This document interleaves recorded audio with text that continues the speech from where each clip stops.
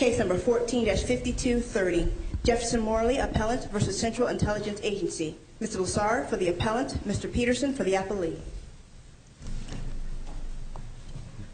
Thank you. And just to let everybody know, Judge Williams is participating by telephone today, and Judge Ginsburg will consider the cases based on the audio recordings of the arguments. Good morning, Your Honor. Thank you very much for you and Judge Williams.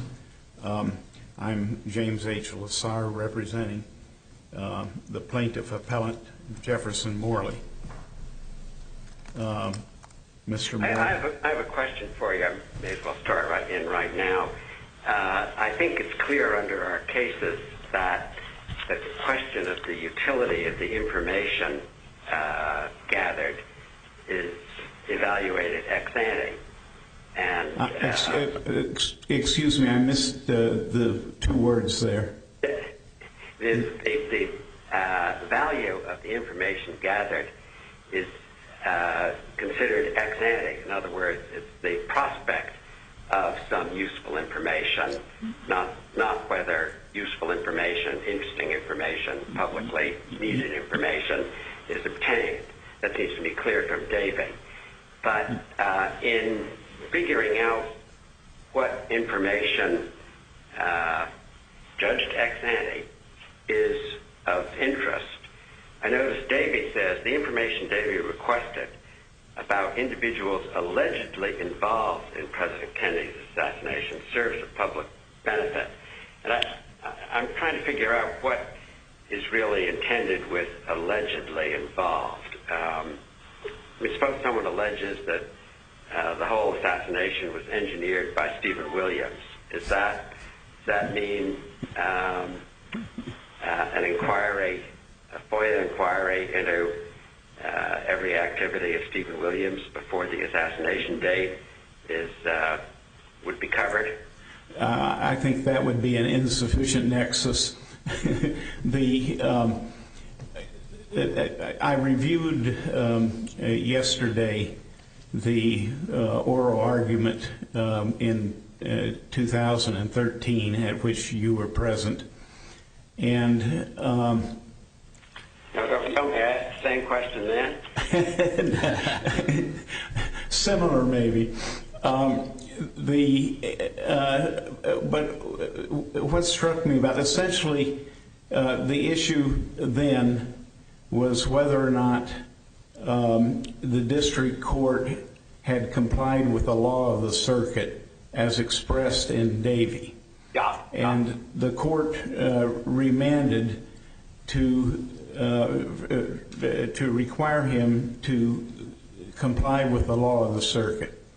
Now, the law of the circuit, Judge Edwards, who was a member of the panel at that hearing, repeatedly expressed the issue in a little bit different terminology than is used in the Davey opinion itself.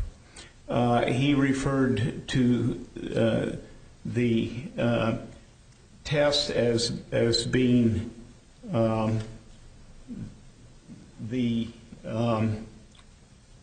let me see, I've got it here.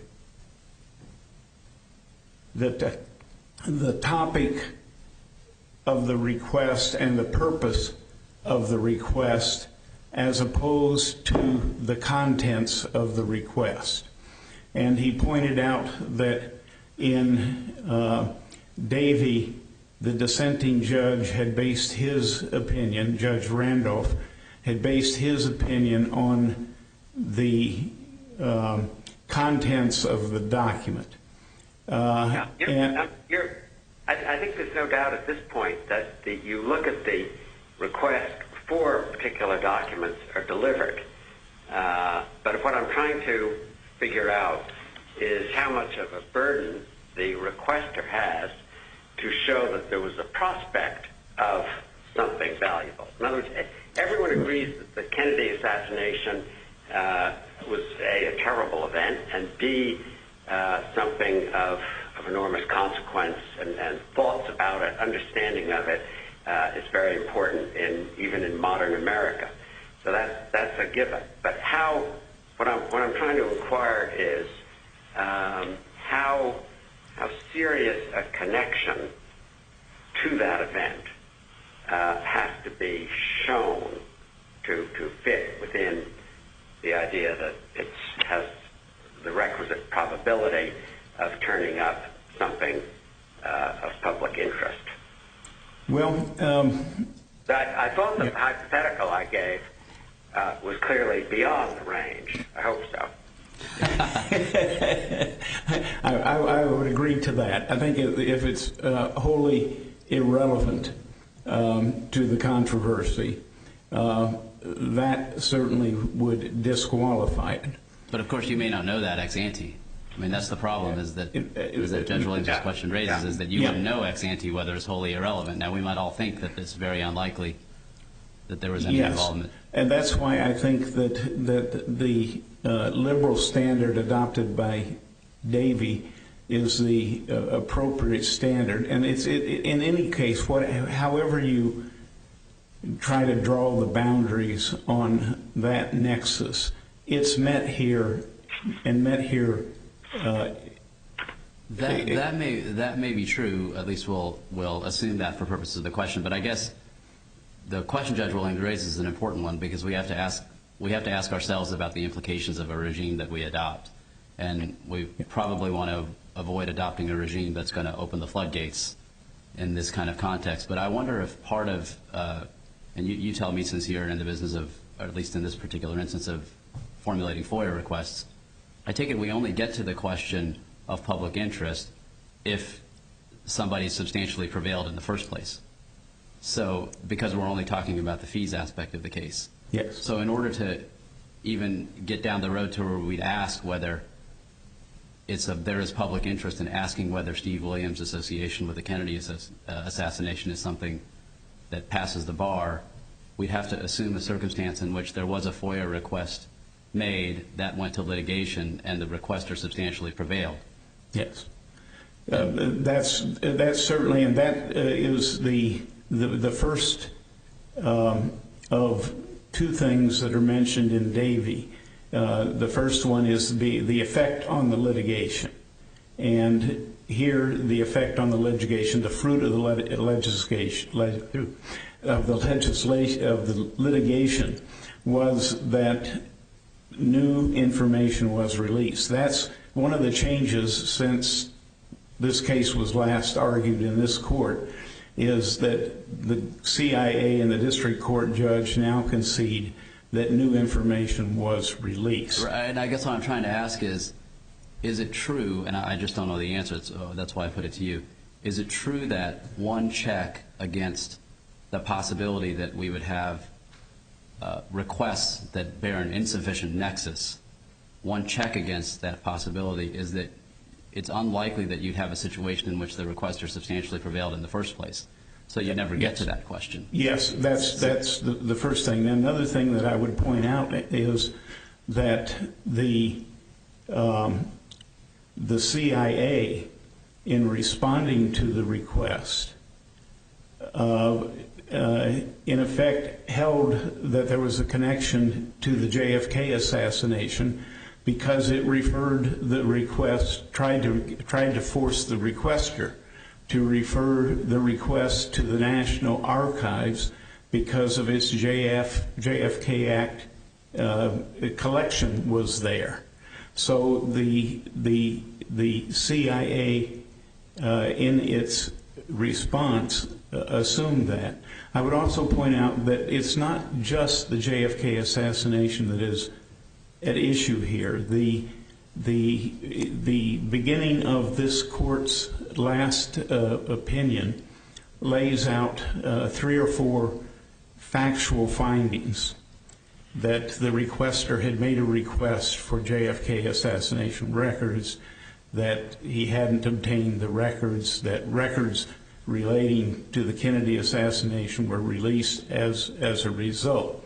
So in a sense, I think this court has already foreclosed that avenue. It has found that these records were related to the Kennedy assassination. The question is whether the Kennedy assassination is a significant historical event. I don't think that's in dispute. I'm sorry, I'm having a little difficulty hearing you. I think everyone agrees that it was an incredibly important historical event. But the question is, how close does the relationship between the request and the event have to be? Well, incidentally, my guess is there's something of a sliding scale. That is to say, something digging deeper into the Kennedy administration probably gets more slack than digging deeper into the BP oil spill. Probably, yes. I think that's. Did you say more flack or more slack? More slack. More slack. In other words, a lower probability of hitting any pay dirt is acceptable. I think that is. Kennedy assassination. I think that's true because the stakes are very great. Basically, what you have a situation in which there has been investigation after investigation that has discounted the original findings of the Warren Commission, and you have numerous questions arising as a result of that.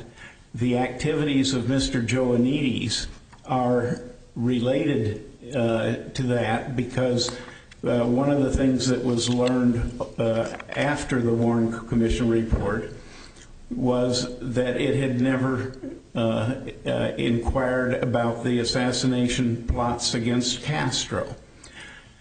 Here there is a nexus because the request is directed at Joannides, and he was in charge of a Cuban exile group that was responsible for plotting those assassination efforts against Castro, and he was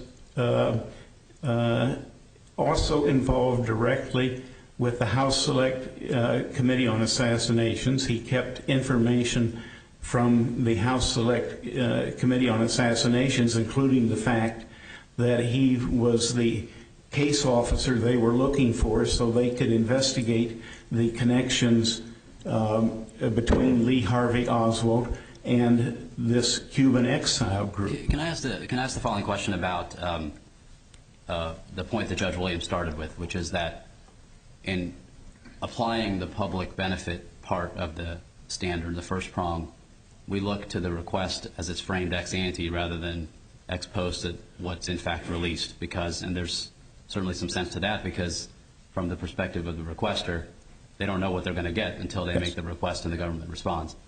But in Davey, there's certainly language to that effect. But there was also mention, at least, of what in fact was released ex post.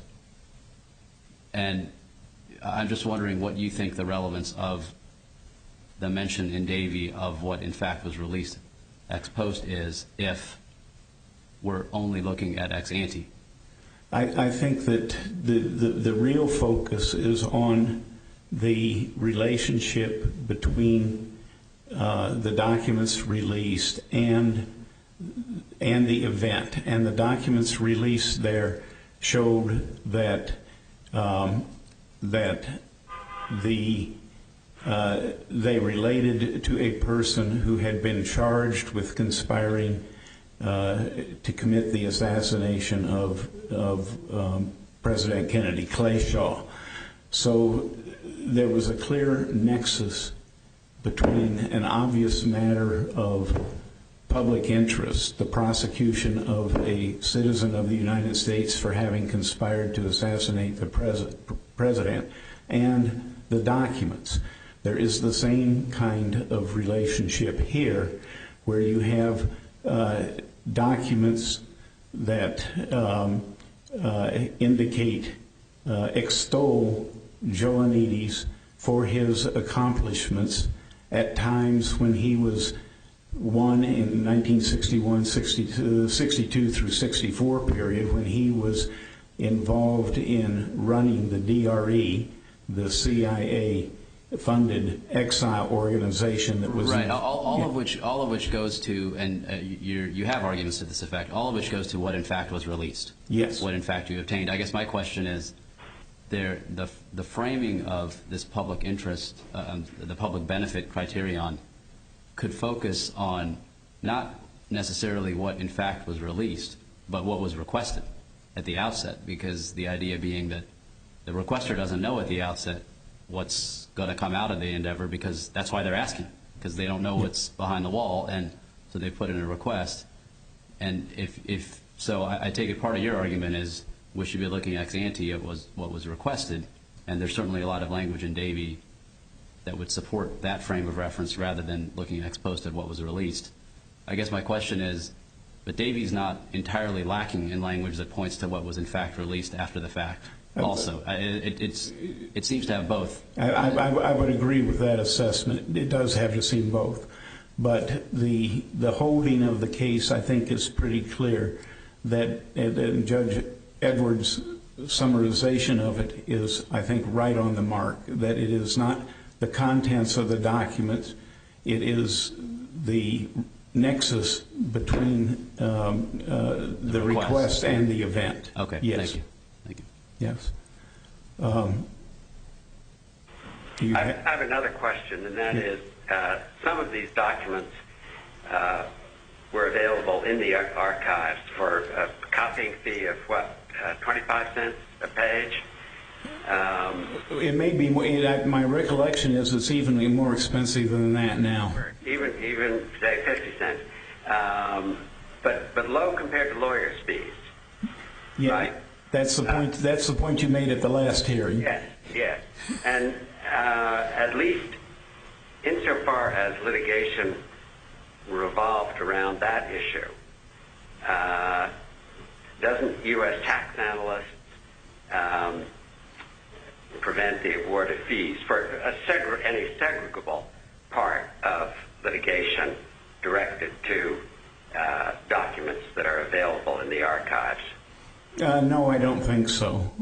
The tax analyst decision, it comes down the way it did because the requester had a very strong direct personal financial interest in obtaining the documents.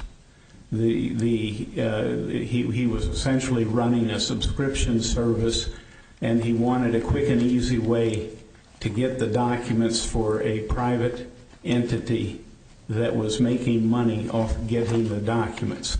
That's a far cry from the circumstances here, where you can argue that Jefferson Morley had something of a commercial interest, what Judge Edwards referred to as a quasi-commercial interest.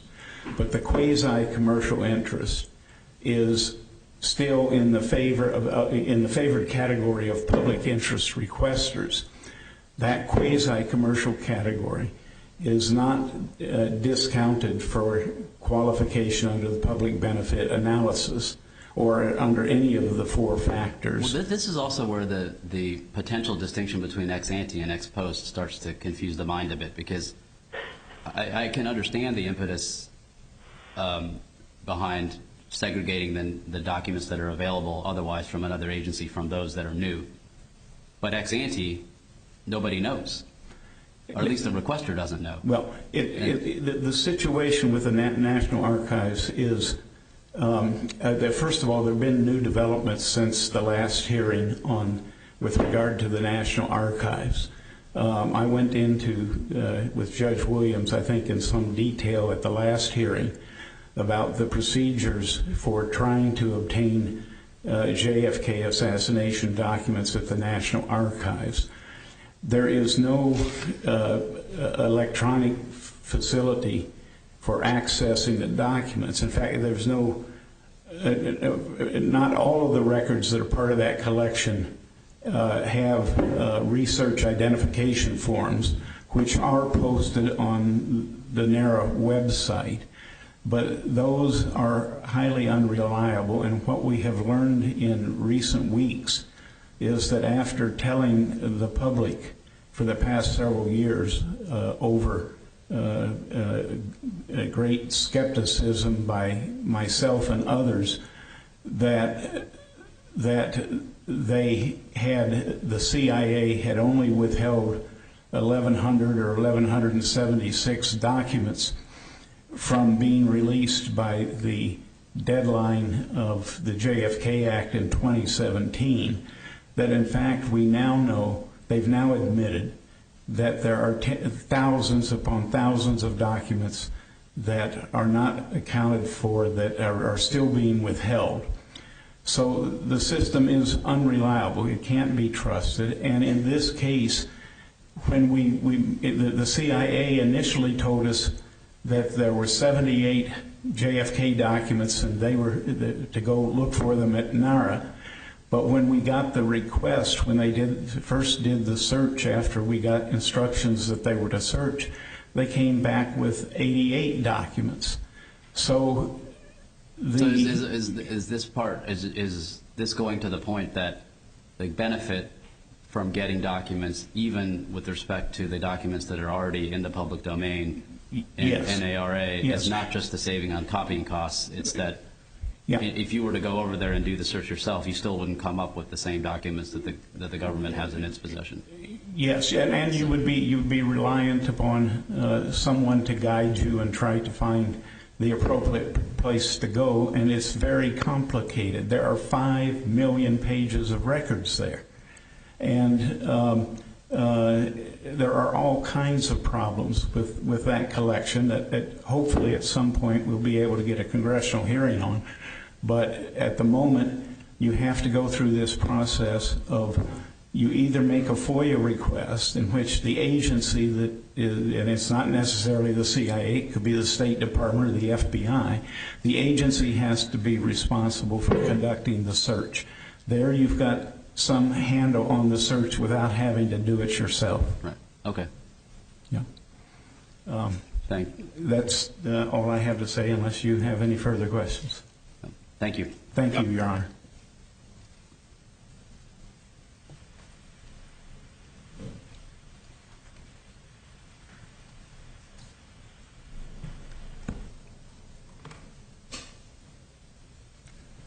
Good morning, Your Honor. Good morning. May it please the Court, the public benefit factor favors awarding of a petition of attorney's fees when the production of the responsive documents from the FOIA requests has been found to have added to the fund of information that the public can use to make the vital political choices. So that formulation focuses on what's in fact produced. And if I can just start with where Judge Williams started, which is, yes, let's assume what Davey stands for is the proposition that you look ex ante at what was requested. And I know you may have a disagreement with that, but just indulge me. If you approach it from that perspective, what's the argument that the public interest, the public benefit criterion is not squarely implicated here? Yes. Well, assuming that the request is the fulcrum, and we use that as the starting point, the request itself, paraphrasing, asked for all the documents concerning Mr. Joynides. And it's a very broad request and broad sweeping request.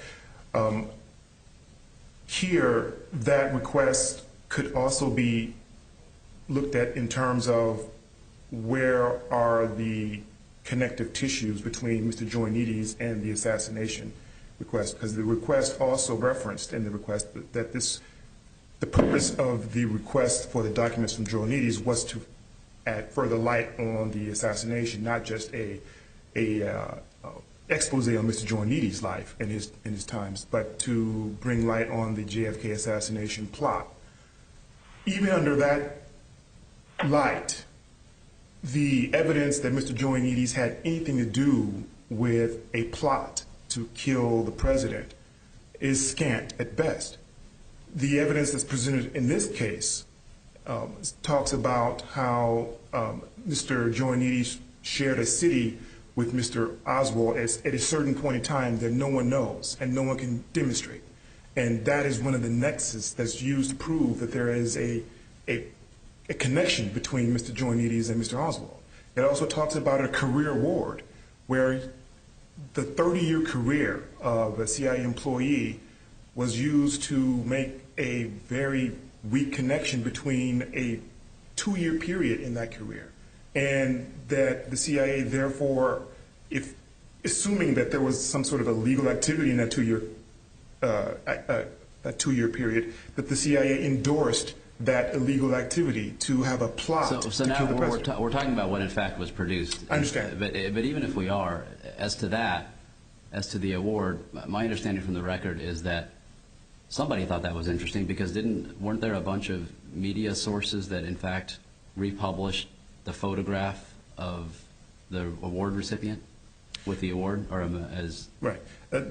My understanding is that the district court was never presented the photograph itself, but there was evidence that there was a photographer at their award ceremony, and there may very well be a photograph out in the open. Oh, is that not in the record? I thought it was represented. Is at least represented in the briefing that the photograph was reproduced in multiple media sources? That's not in the record? I'm unaware of that. I was just referencing a footnote in the memorandum of opinion of the district court where it indicated that it did not receive the photograph itself, but took it for granted that there was a photographer there, and even assuming that there was a photograph. But do you know the record of the case? Are the photographs, the reproductions of the photograph in media sources, were they at least cited, or are they in the record? Yeah, they are cited, and there is a photograph that I believe that the appellant is referencing. I'm just simply alerting the court that the district court never had that photograph in its hands, according to the footnote that it provided in its memorandum of opinion. Right. I mean, I know what the footnote says, but I guess the question is whether the footnote's right based on what the district court was presented with. I understand. So you're not taking the position that the district court did not have the photographs either before or available to it. You're just saying that the district court indicated in its opinion that it was unaware of that. That's exactly right, Your Honor. Okay. Just that's what the district court represented. Yeah. Okay. But even assuming the existence of the photograph, I think that the analysis is correct. And I don't want to provide any short shrift to the court's hypothetical of ex ante consideration of what's before the actual production and the request itself. As the court indicated, we do disagree with that formulation, but the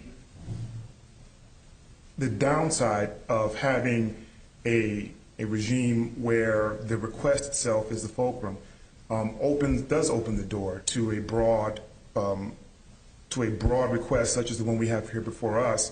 Well, that doesn't depend upon how serious the connection must be between the documents requested and some at least plausible or not completely implausible theory of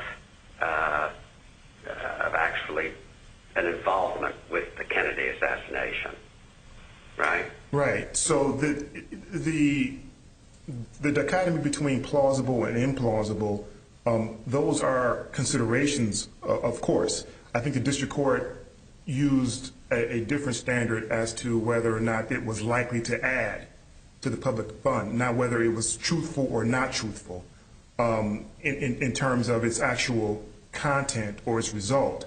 The district court, I think, specifically demurred when it broached the subject of whether the information itself was truthful or not truthful, but instead tried to focus on whether or not the information, assuming the truthfulness of it, whether the information itself, and getting back to the ex post production, whether those documents, those 4 documents, added something to the public discourse that could help inform the public at large about the political choices it needs to make.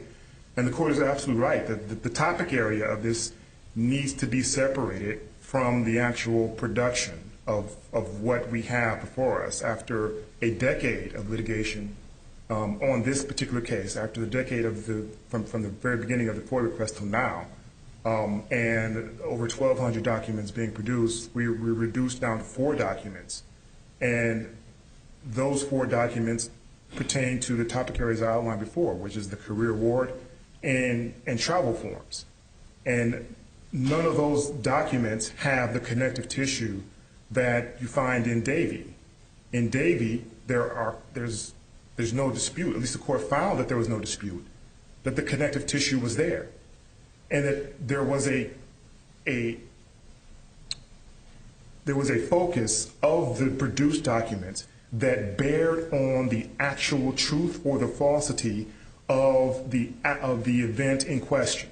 And that was the fulcrum that court used in order to make the decision as to whether or not there was a public benefit.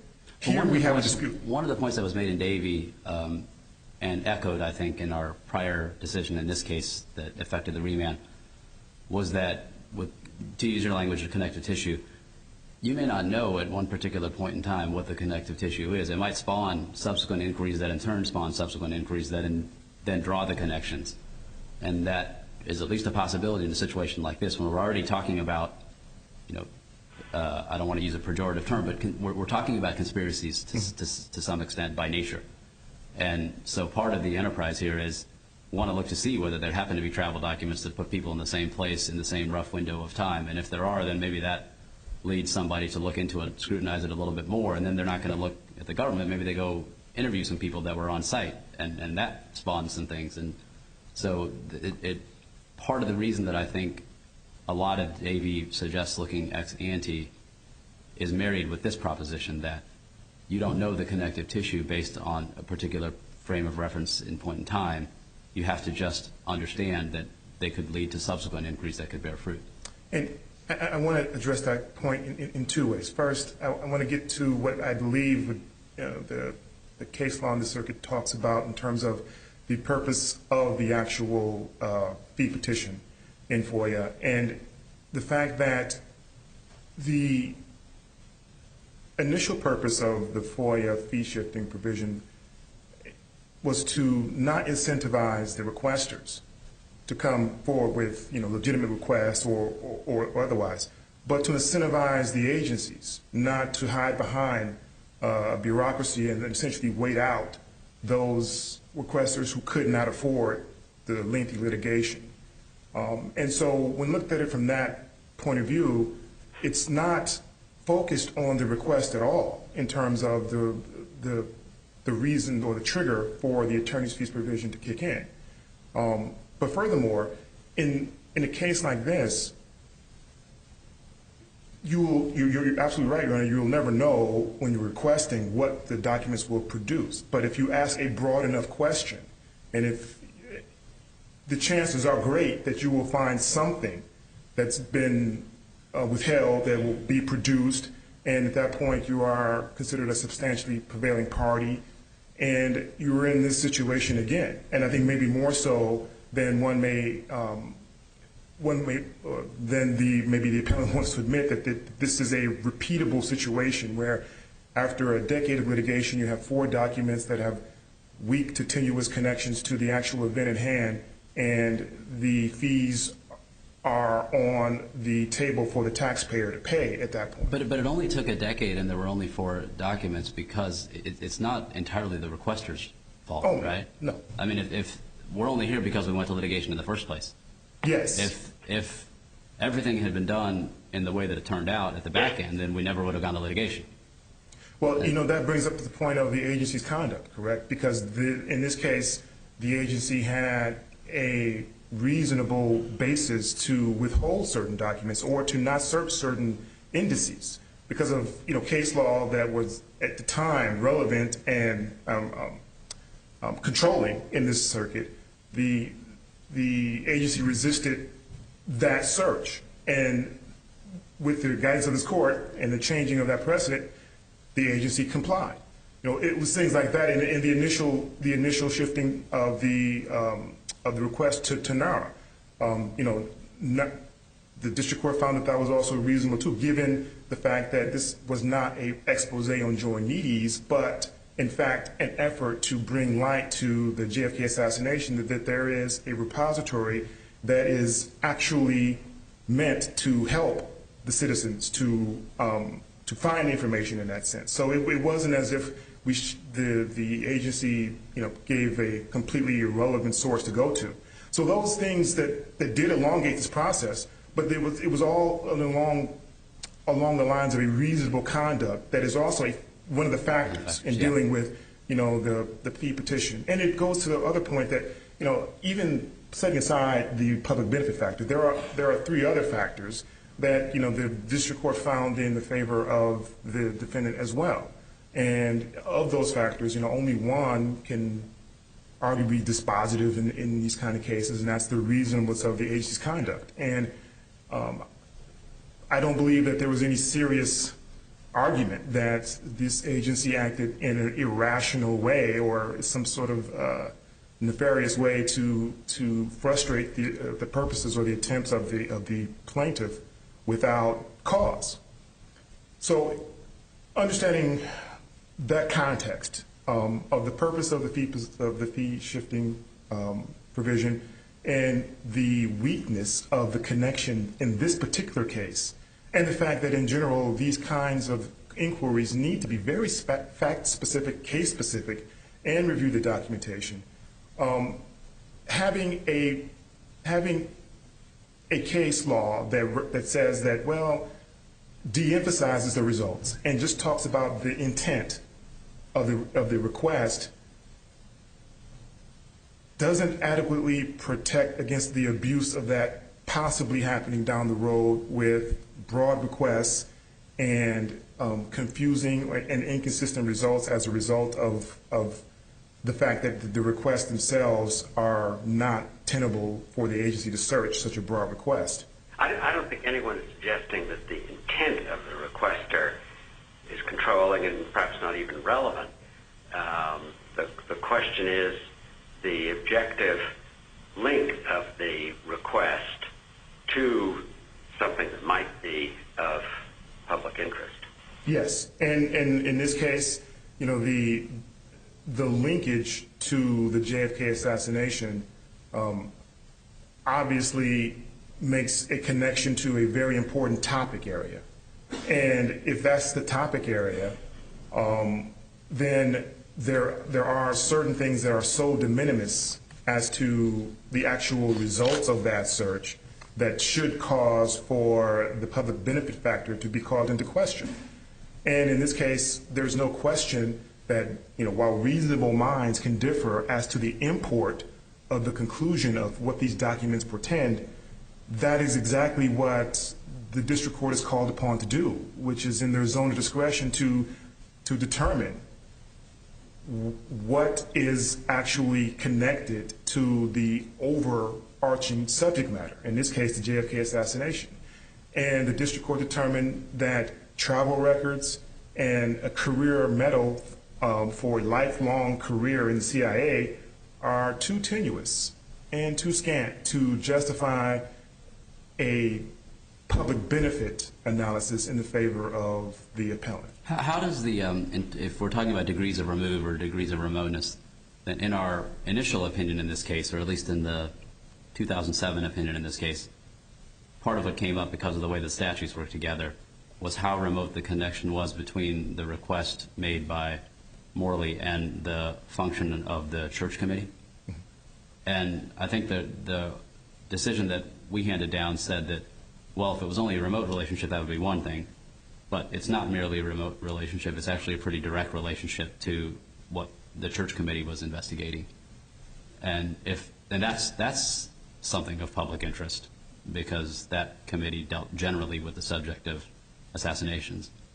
So is there something to the fact that our prior opinion in this case documented a direct connection rather than a remote connection, at least vis-a-vis the church committee? Right. So to the extent that the church committee is involved, then we're talking about the investigation of the assassination. Yeah. And the subject matter of this litigation is Joannides. And the involvement of Mr. Joannides in that process has already been exposed prior to this litigation ever even commencing. And the CIA has already acknowledged that Joannides served on or was a liaison with the House Select Committee in that capacity. So we get to the fact of whether this is new information now, again, whether Joannides' connection with the investigation is really new information, even though, as the court says, it is a direct connection. Is this new information adding to the actual fund of the public information fisc? And that's where we say we've argued that no, that since it's not new information, as Davey indicated it should be. It should be new information, that it was, while directly connected, it wasn't new to add to the fund of public information. It didn't turn out to be new? Right, you're absolutely right. It didn't turn out to be new. Right. If the lens is what did the requester know at the time it asked versus what it actually turned out to be, you're absolutely right. It turned out not to be new. But because the information was already in the public record, the requester had a chance to determine that this was at least on its face, that this information was already out there. The subject matter of Mr. Joannides and his involvement in the investigation was already out in the public domain. So if there are no, I see my time has elapsed. If there are no further questions, we ask the court to affirm the district court's decision. Thank you. We'll give you 2 minutes for rebuttal. Thank you very much, Your Honor. I just want to say that it's somewhat mind-boggling for me to hear that there is no connection, significant connection, between the newly released information and the Kennedy assassination. We have the fact that during the proceedings of the Assassination Records Review Board, the CIA could not locate the case officer who was in charge of the DRE. The House Select Committee had tried to find him.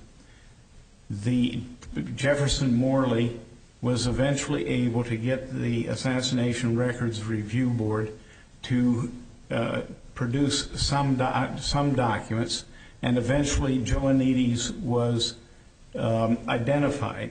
However, it was not known that Joannides was working in an undercover capacity at the same time that he was working with the Congressional Committee investigating the assassination, that the Congressional Committee was inquiring as to who the case officer was, and he did not inform them, and the CIA did not inform them, and that he had a direct conflict, Joannides had a direct conflict of interest here because he was the person responsible for paying funds that to the DRE with which Oswald was involved.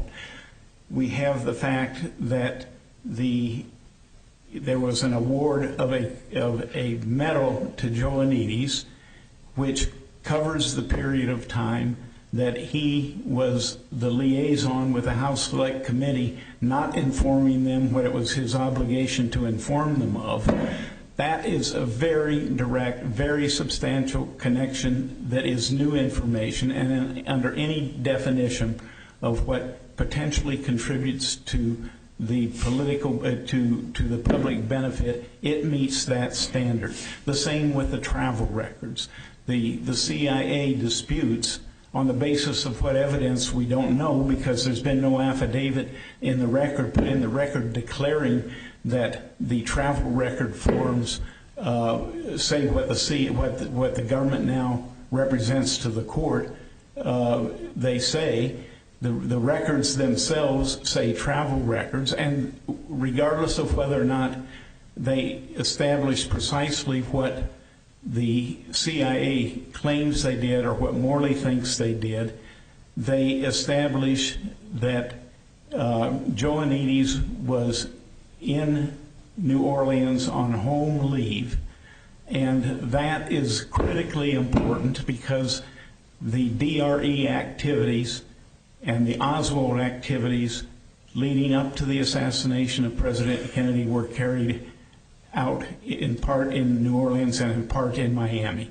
So there's just simply no question but that this was all related. Now, one final point on the issue of the photograph. The judge said he didn't have a copy of the actual photograph. What he had was a citation to the website for the New York Times. The print edition of the New York Times did not carry the photograph. The digital version of it did. And the link to the digital version was put in the record for the district court. So it is straining credulity to claim that that was not part of what was before the court. Thank you. Thank you. Case is submitted.